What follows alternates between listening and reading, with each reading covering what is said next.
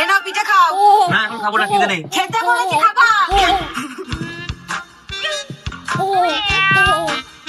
বাহ, কে দিয়েছে পিঠে? আমার বাপের বাড়ি থেকে পাঠিয়েছে। ধুর, এটা একটা পিঠে হলো? মনে হচ্ছে যেন কাঁচা চালের গুঁড়ো খাচ্ছি। তুমি ফেলে দিলা। আমার বোন কত কষ্ট করে পিঠেটা বানালো আর তুমি।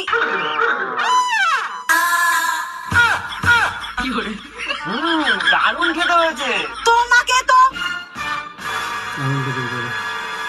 এই দাঁড়া, এইরকম লাঠি নিয়ে বরের পেছনে না দৌড়িয়ে নিজে একটু সাজগোজ কর, দেখবি বর তোর গুণ গাইছে। আমি তো আমার চুলটাকেই ঠিক করতে পারছি না, সবার কথা শুনে কলার পেস্টও লাগিয়েছি।